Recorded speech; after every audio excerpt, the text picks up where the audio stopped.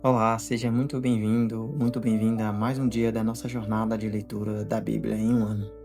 Hoje chegamos ao dia 10 dessa caminhada. Pouco a pouco, capítulo por capítulo, a gente vai permitindo que a palavra de Deus vá iluminando o coração, corrigindo caminhos e formando uma visão mais profunda da vida. Até aqui já vimos muitas coisas importantes acontecendo: a criação, a queda, a história de Noé, o início da caminhada de Abraão e as promessas que Deus começou a fazer ao seu povo. E as leituras de hoje continuam mostrando algo muito humano: a mistura entre fé e fragilidade. Vemos promessas de Deus se cumprindo, mas também vemos medo, erros, sofrimento e perguntas difíceis sobre a vida. E isso é importante porque a Bíblia não esconde a realidade humana. Ela mostra que a caminhada com Deus acontece no meio das nossas limitações.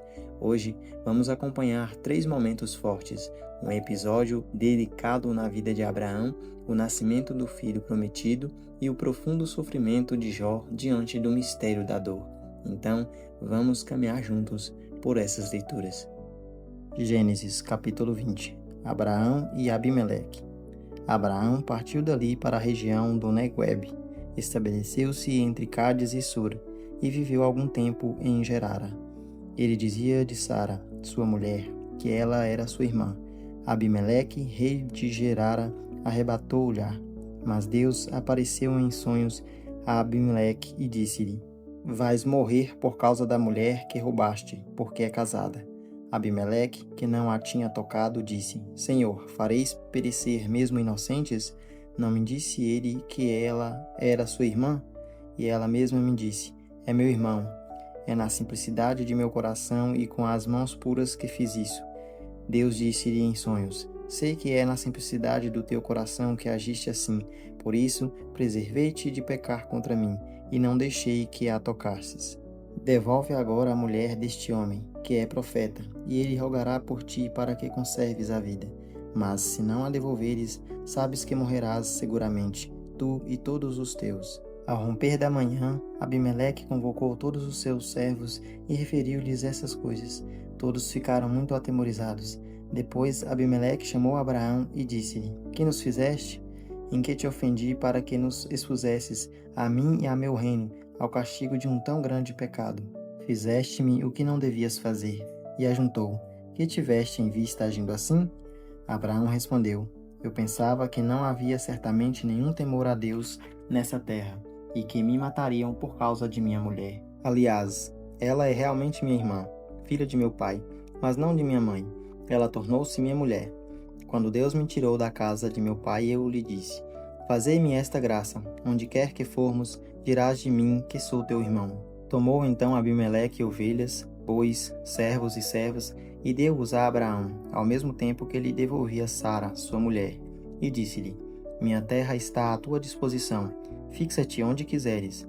Disse também a Sara: Dou a teu irmão 1000 moedas de prata. Isto te será um véu sobre os olhos para todos aqueles que estão contigo. Este justificada. Abraão intercedeu junto de Deus, que curou Abimeleque, sua mulher e suas servas, e deram novamente à luz, porque o Senhor tinha ferido de esterilidade todas as mulheres da casa de Abimeleque, por causa de Sara, mulher de Abraão. Capítulo 21. Nascimento de Isaque. O Senhor visitou Sara, como ele tinha dito, e cumpriu em seu favor o que havia prometido. Sara concebeu e, apesar de sua velhice, deu à luz um filho a Abraão, no tempo fixado por Deus. Abraão pôs o nome de Isaque ao filho que lhe nascera de Sara. E passados 8 dias do seu nascimento, circuncidou-o, como Deus lhe tinha ordenado. Abraão tinha 100 anos quando nasceu seu filho Isaque. Sara disse: Deus deu-me algo de que rir, e todos aqueles que o souberem se rirão de mim. E ajuntou: Quem teria previsto que Sara amamentaria filhos a Abraão? Porque eu lhe dei um filho em sua velhice. O menino cresceu e foi desmamado. No dia em que foi desmamado, Abraão fez uma grande festa. Sara viu que o filho nascido a Abraão de Agar, a egípcia, zombava de seu filho Isaque, e disse a Abraão: Expulsa esta escrava com o seu filho, porque o filho desta escrava não será herdeiro com meu filho Isaque. Isso desagradou muitíssimo a Abraão, por causa de seu filho Ismael. Mas Deus disse-lhe: Não te preocupes com o menino e com a tua escrava. Faze tudo o que Sara te pedir, pois é de Isaque que nascerá a posteridade que terá o teu nome. Mas do filho da escrava também farei um grande povo, por ser de tua raça. No dia seguinte, pela manhã, Abraão tomou o pão e um odre de água, e deu-os a Agar, colocando-os às suas costas, e despediu-a com seu filho. Ela partiu, errando pelo deserto de Bersabeia. Acabada a água do odre, deixou o menino sob um arbusto, e foi assentar-se em frente, à distância de um tiro de flecha, porque dizia ela: não quero ver morrer o menino. Ela assentou-se, pois, em frente e pôs-se a chorar. Deus ouviu a voz do menino, e o anjo de Deus chamou Agar do céu, dizendo-lhe: que tens, Agar? Nada temas, porque Deus ouviu a voz do menino do lugar onde está. Levanta-te, toma o menino e segura-o pela mão, porque farei dele uma grande nação. Deus abriu-lhe os olhos, e ela viu um poço, onde foi encher o odre e deu de beber ao menino. Deus esteve com este menino. Ele cresceu, habitou no deserto e tornou-se um hábil flecheiro. E habitou no deserto de Farã, e sua mãe tomou para ele uma mulher egípcia. Aliança de Abraão com Abimeleque. Por aquele tempo, Abimeleque, acompanhado de Ficol, general do seu exército, disse a Abraão: Deus está contigo em tudo o que fazes. Jura-me, pois, pelo nome de Deus, que não me enganarás nem a mim, nem a meus filhos, nem aos meus descendentes, mas que usarás para comigo e com a terra onde habitas da mesma benevolência que eu te tenho testemunhado. Eu juro, respondeu Abraão. Mas Abraão queixou-se a Abimeleque por causa de um poço que os seus homens lhe tinham tirado à força. Ignoro quem tenha feito isso, respondeu Abimeleque. Tu mesmo nunca me disseste nada a esse respeito, e só hoje estou ouvindo falar disso. Abraão tomou então ovelhas e bois e deu-os a Abimeleque, e fizeram aliança entre si. Abraão pôs à parte 7 jovens ovelhas do rebanho, que significam, disse-lhe o rei: estas 7 ovelhinhas que puseste à parte? Aceitarás de minhas mãos estas 7 ovelhinhas, respondeu Abraão, como testemunho de que eu cavei esse poço. Por isso, deu-se àquele lugar o nome de Bersabeia, porque ambos ali tinham jurado. Foi assim que fizeram aliança em Bersabeia. Depois disso, voltou Abimeleque para a terra dos filisteus com Ficol, general do seu exército. Abraão plantou um tamariz em Bersabeia e invocou ali o nome do Senhor, Deus da eternidade. Abraão habitou muito tempo na terra dos filisteus. Jó, capítulo 9. Resposta de Jó. Jó tomou a palavra nestes termos: sim, bem sei que é assim. Como poderia o homem ter razão diante de Deus? Se quisesse disputar com ele, não lhe responderia uma vez entre 1000. Deus é sábio de coração e poderoso em força. Quem pode afrontá-lo impunemente? Ele transporta os montes sem que o percebam. Ele os desmorona em sua cólera. Sacode a terra em sua base e suas colunas são abaladas. Dá ordem ao sol que não se levante e põe um selo nas estrelas. Ele sozinho formou a extensão do céu e caminha sobre as alturas do mar. Ele criou a Ursa e o Órion, as Pleiades e as constelações austrais. Fez maravilhas insondáveis e prodígios incalculáveis. Ele passa despercebido perto de mim, toca levemente em mim e não o percebo. Quem poderá impedi-lo de arrebatar uma presa? Quem lhe dirá: que é que fazes?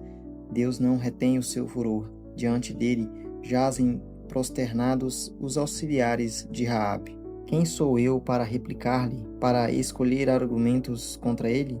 Ainda que eu tivesse razão, não poderia responder. Pediria clemência ao meu juiz.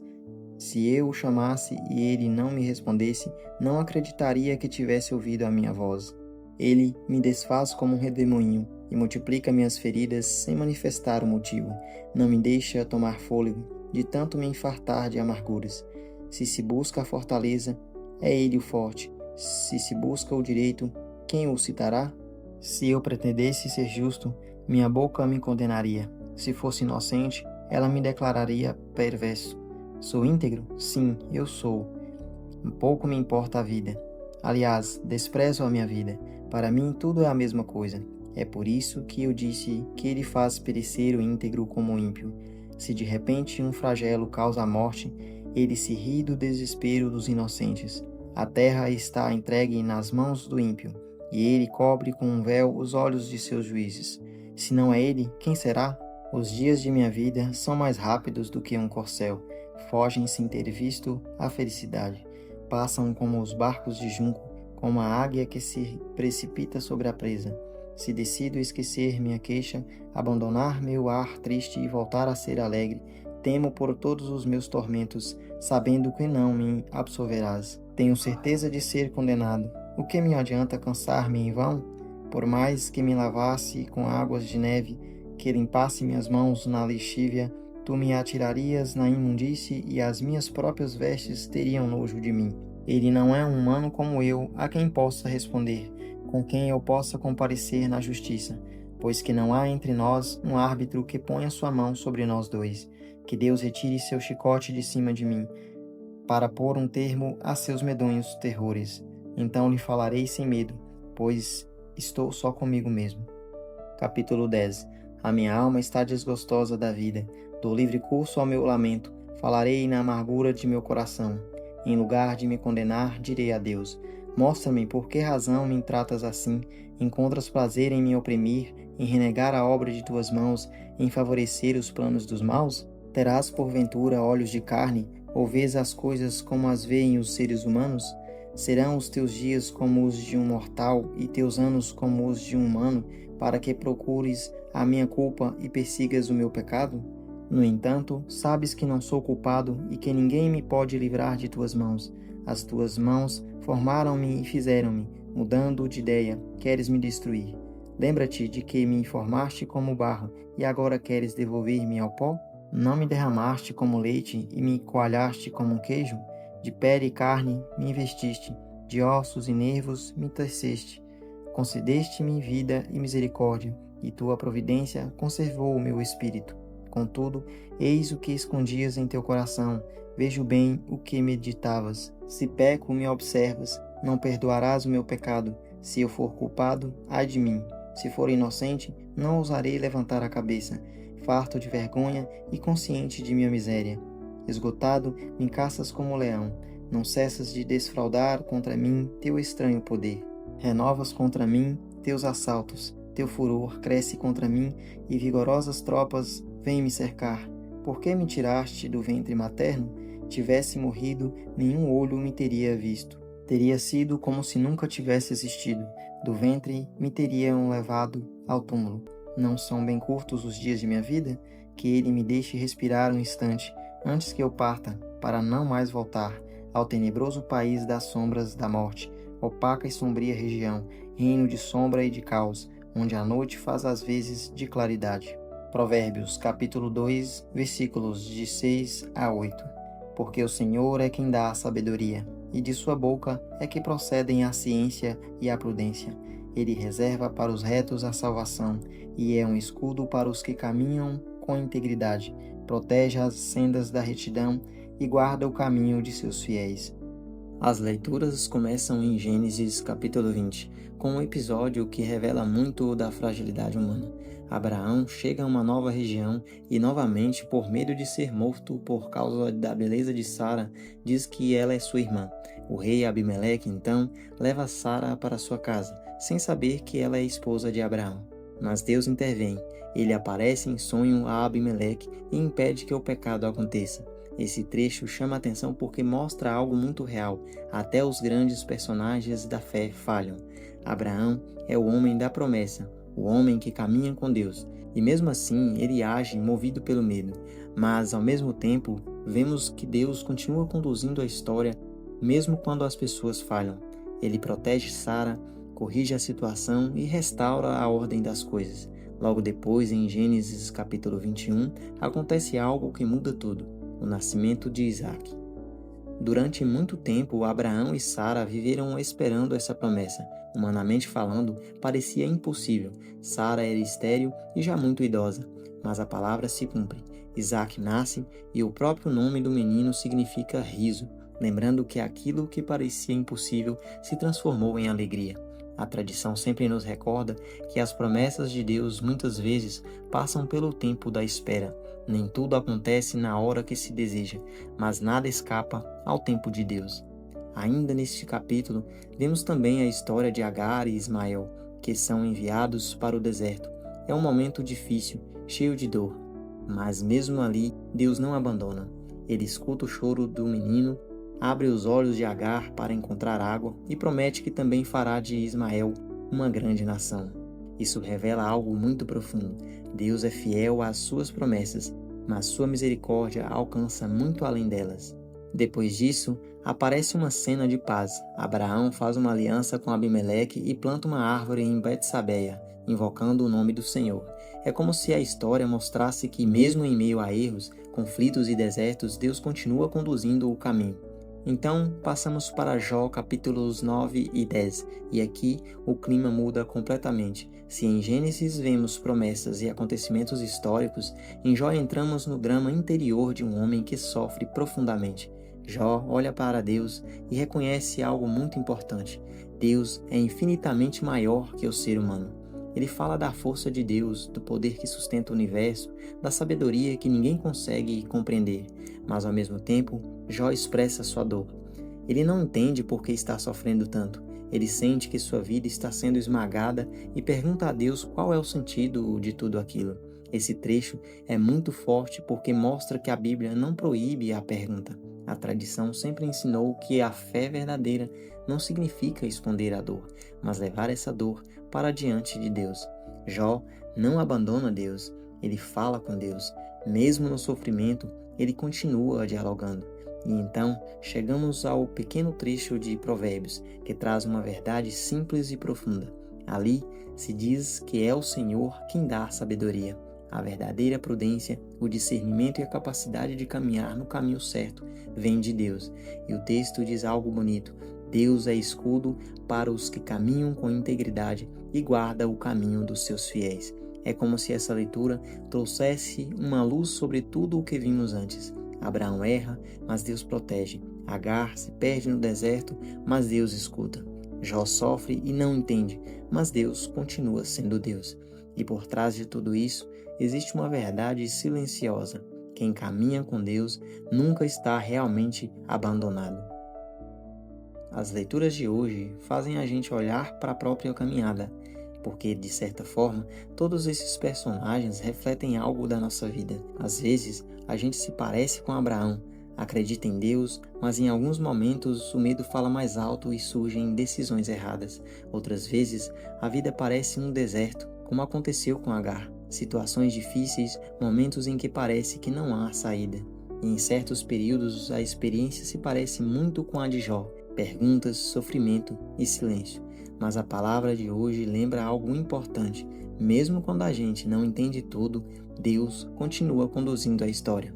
Ele age nas promessas que se cumprem, nos desertos que atravessamos e até nas perguntas que não têm resposta.